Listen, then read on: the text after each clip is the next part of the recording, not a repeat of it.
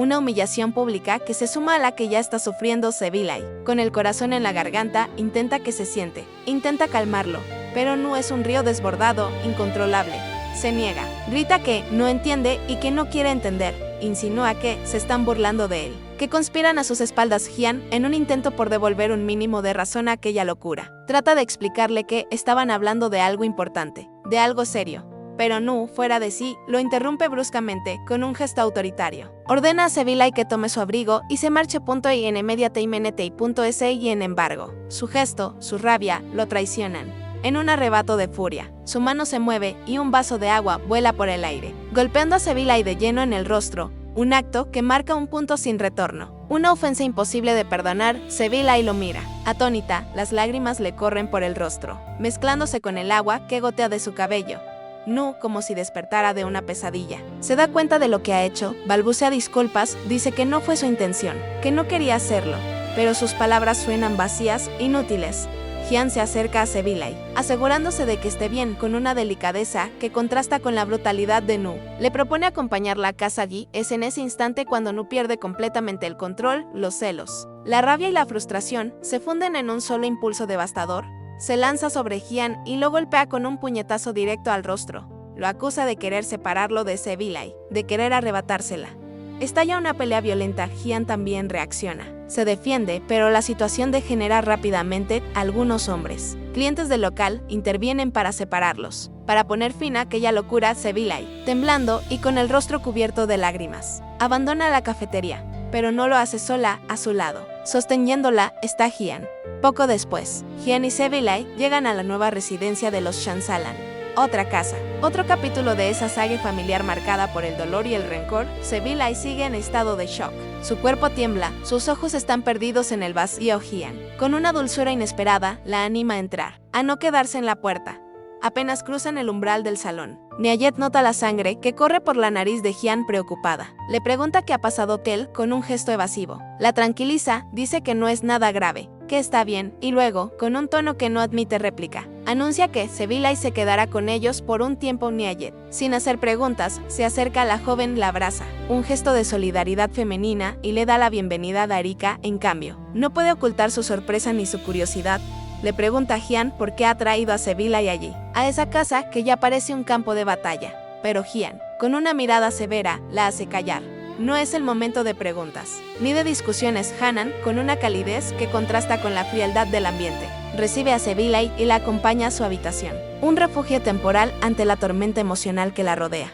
Mientras tanto, en otro lugar, Nu está con Melek, escucha el mensaje de voz de Sevilay, y la verdad lo golpea con la fuerza de un puñetazo. Comprende su error. Su locura. Reflexiona con una amargura que le oprime la garganta, que si tan solo hubiera escuchado, si tan solo hubiera entendido, todo habría sido distinto. Se vuelve hacia su hermana con la mirada perdida, como la de un niño desorientado, con la voz quebrada por el llanto. Le pregunta qué debe hacer, cómo puede reparar el desastre que ha causado Melek, con una firmeza que nunca le había mostrado antes. Lo mira directamente a los ojos, le dice que debió pensarlo antes de humillar a Sevilay delante de todos, antes de golpear a Hyun, antes de dejarse cegar por los celos. Debió detenerse, reflexionar, preguntarse qué estaba haciendo. Nu, abrumado por el remordimiento, rompe a llorar, confiesa sentirse mal, vacío, incompleto sin Sevilay. Le ruega a Melek que la llame, que interceda por él.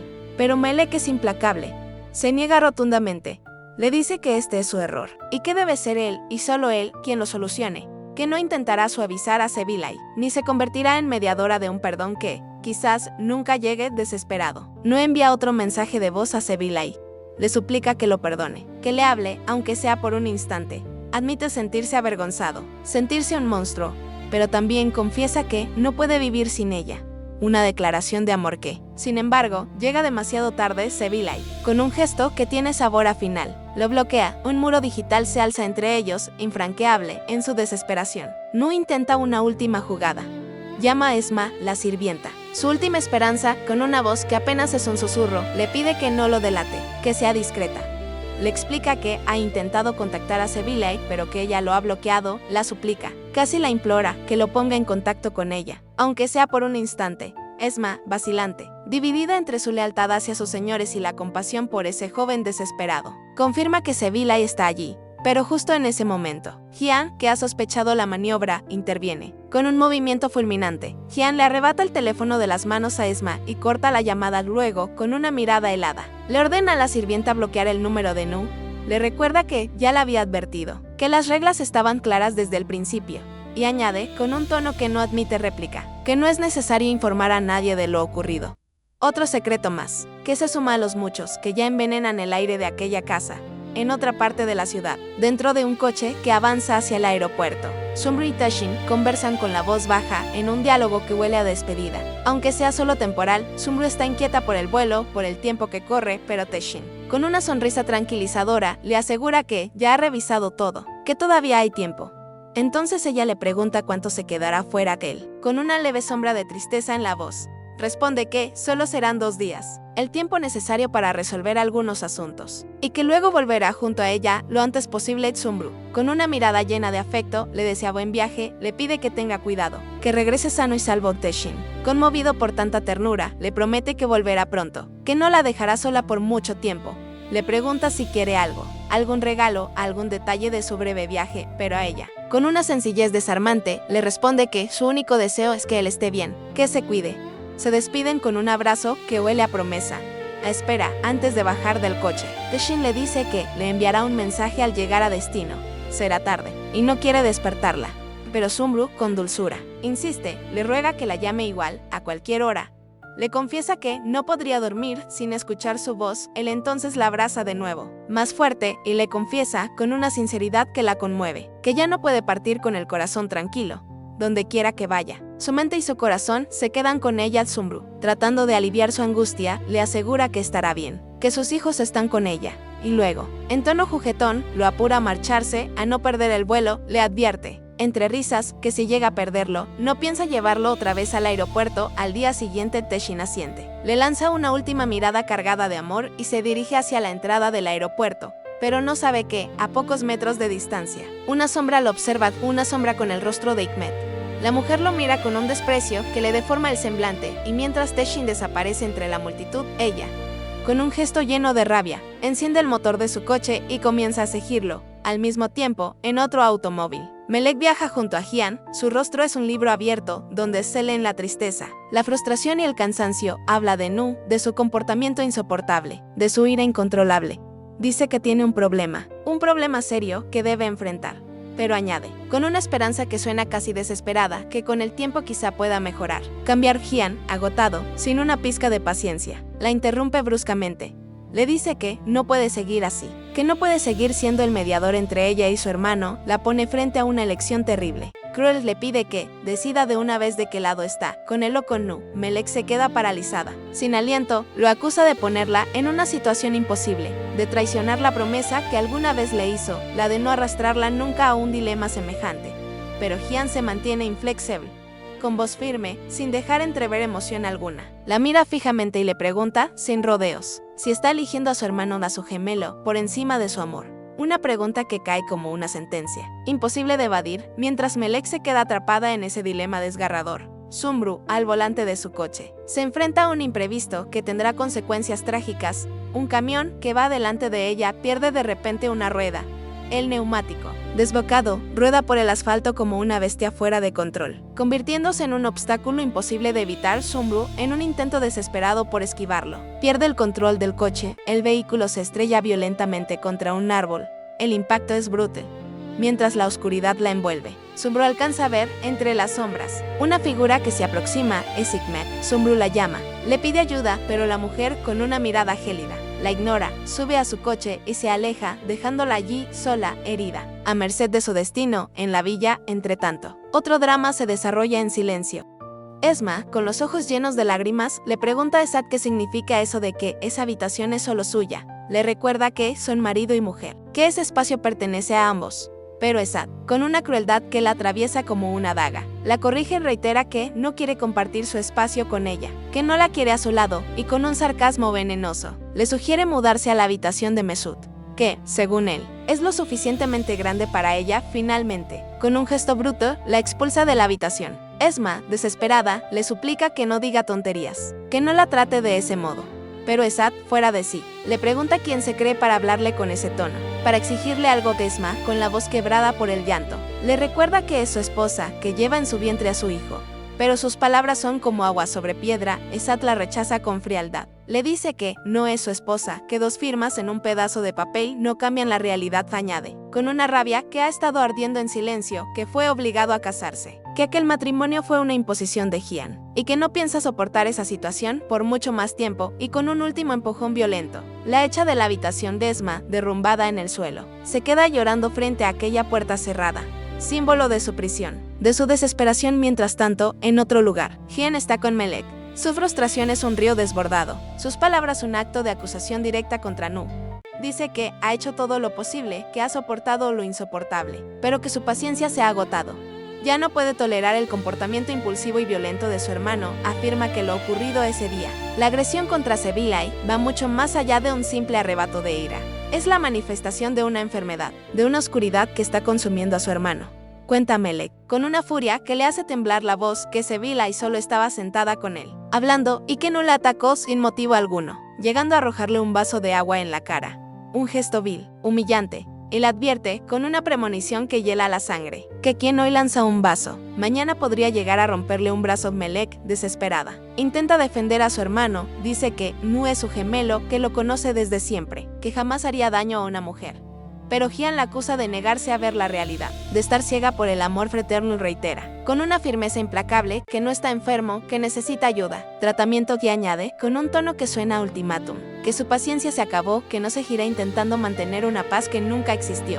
Para él, todo ha terminado, y ahora le toca a ella elegir. Le recuerda que están por convertirse en padres, que un niño está por llegar, pero que no pueden casarse porque Nu se opone, porque su locura se interpone entre ellos, y le pregunta, con una crueldad que la hiere hasta lo más profundo, si de verdad quiere que su hijo nazca sin un padre. Melek, con los ojos llenos de lágrimas, le responde que su hijo ya tiene un padre, y que no permitirá jamás que crezca sin él. Pero Gian, en un último y desesperado intento de doblegarla, la amenaza. Le dice que, si no se va con él, si no lo elige a él, entonces su hijo no tendrá padre alguno. Una amenaza terrible, un chantaje cruel que la obliga a mirar dentro de su propio abismo, a elegir entre el amor por su hermano y el amor por el hombre que le prometió un futuro.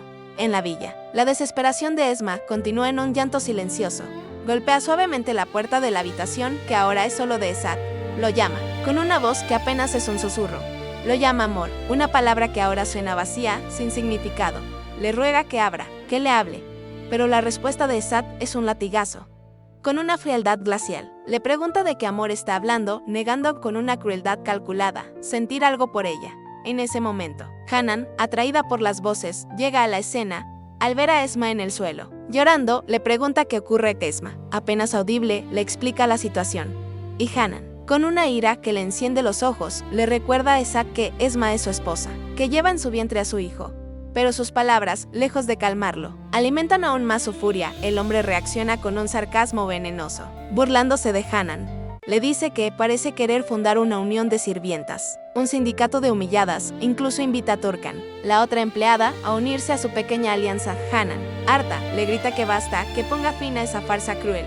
Pero Esad, en lugar de retroceder, se le acerca con aire amenazante, exigiéndole que no le grite. La tensión está en su punto máximo, el aire saturado de violencia. Y justo en ese momento, Bugnamin, alertado por el alboroto, aparece. Al ver a su esposa amenazada, se interpone entre ambos, protegiéndola con su cuerpo, con una voz firme. Sin espacio para la duda, advierte Esad que, si se atreve a tocarla, aunque sea con un dedo, le romperá la mano. Esad, en un arrebato de arrogancia, lo provoca, le dice que lo haga, que demuestre su valentía. Y Bugnamin, cegado por la rabia, lo complace, lo golpea con un puñetazo directo en el rostro. Seco, bruto, lo toma por el cuello y aprieta con fuerza, mientras las mujeres, aterradas, intentan separarlos. Poner fin a aquella lucha fratricida. Nihayat, alertada por los gritos, llega corriendo, con una voz cargada de desesperación. Les pregunta si han perdido la cabeza, si la locura se ha apoderado de todos. Esad, con espuma en los labios y los ojos inyectados en sangre, grita que sí, que la ha perdido y que la culpa, dice, es solo de ellos. Nihayat, con una autoridad que nadie le conocía, ordena a Esad y Esma volver a su habitación, y a los demás salir, volver a sus tareas. Luego lo sigue dentro de la habitación, y allí, con una calma sorprendente, se dirige nuevamente a Esad. Le pregunta qué quiere realmente de Esma. ¿Cuál es su propósito? Isaac, exasperado, confiesa su verdad, dice que se casó con ella contra su voluntad, bajo la amenaza de Gian. Y que eso no significa que vayan a seguir casados para siempre, ni que él vaya a ser el padre del niño que ella lleva en su vientre. Esma, con un hilo de voz, intenta hablarle, hacerlo entrar en razón, pero él, cada vez más alterado, le pregunta si lo que realmente quiere es la habitación, y con un gesto de desprecio, le dice que se la quede, que haga con ella lo que quiera así. En un arrebato de rabia y frustración, Esad decide marcharse. Recoge rápidamente sus cosas y pocos objetos que representan su vida pasada y abandona la casa sin mirar atrás ni a Jet, que se queda sola con Esma, intenta consolarla. Le dice que no llore, que sea fuerte, pero sus palabras son como gotas de agua sobre una piedra ardiente. Mientras tanto, Hikmet, la matriarca caída en desgracia, llega al palacio e intenta entrar por la puerta principal, como siempre ha hecho, pero dos hombres, dos guardias puestos allí por Tessin, le bloquean el paso. Con un gesto seco, le señalan la entrada trasera, la reservada para la servidumbre. Furiosa, humillada, Hikmet los maldice luego. Con el alma rota, da media vuelta y entra por su lado de la casa, su prisión dorada. En la cocina, Enice, la fiel sirvienta, refunfuña entre dientes, molesta por el desorden que reina en el lugar, busca algo en un utensilio, un objeto que no logra encontrar. En ese momento, Hikmet entra en la estancia con un aire de superioridad que nunca la ha abandonado. Le pregunta si está buscando el rallador, y con un gesto casi teatral, le muestra donde Turkan, la antigua criada, lo guardaba. Se lo entrega con una sonrisa enigmática a Enice. Sorprendida, le pregunta qué hace allí, en esa parte de la casa que le ha sido prohibida a Hikmet, encogiéndose de hombros. Responde que solo vino a buscar un poco de agua. Una excusa claramente falsa, una provocación de Enice, que conoce bien a su señora, la acusa de descarada, de no tener respeto por las reglas. Pero Hikmet, con tono irónico, cambia de tema, pregunta dónde está Sumbru, su rival. La nueva reina de la casa la llama varias veces, con una voz aguda, casi desafiante. Al no recibir respuesta, le dice a Enice que la salude de su parte y luego, con un gesto de desafío, toma una veneno del frutero y abandona la cocina con una sonrisa diabólica en el rostro de Enice. Irritada, exasperada, no puede hacer más que invocar la paciencia de Dios, la única fuerza que tal vez pueda salvarlos de tanta locura. En la villa. Mientras tanto, Niayet, la abuela, la roca a la que todos se aferran, va a visitar a Sevilay, le pregunta cómo se siente, intenta tranquilizarla, infundirle un poco de esperanza. Le dice que todo se arreglará, que no se recuperará, que el amor, al final, triunfará. Pero Sevilay, con la mirada vacía, le confiesa que ya no quiere estar con Nu, que no puede seguir soportando sus celos ni su violencia. Quiere marcharse, dejar la villa, comenzar una nueva vida, lejos de todo y de todos. No sabe a dónde ir, no tiene un plan, pero está segura de algo, no quiere seguir viviendo en esa casa, esa prisión del dolor. Niayet, con el corazón encogido, le recuerda que no la ama, que su amor es sincero, aunque enfermo. Pero Sevilay, con amarga lucidez, le responde que a veces el amor no basta, y Niayet, que ha visto muchas cosas en su larga vida, no puede más que darle la razón. A veces, el amor por sí solo no es suficiente para salvar a dos personas de la destrucción. Entonces, Sevilay le cuenta la verdad, o al menos su versión. Le dice que en el bar, Gian le estaba hablando de su padre, de su muerte, y que, si no se hubiera detenido un instante, si la hubiera mirado a los ojos, habría entendido. Habría visto su dolor. Admite que Nu se enfadó, y se preguntan con un escalofrío de miedo qué ocurrirá la próxima vez, cuando su ira vuelva a estallar, más fuerte, más devastadora. La luna llora en el balcón, susurra secretos al corazón. Te miro y el mundo se desvanece, porque calla.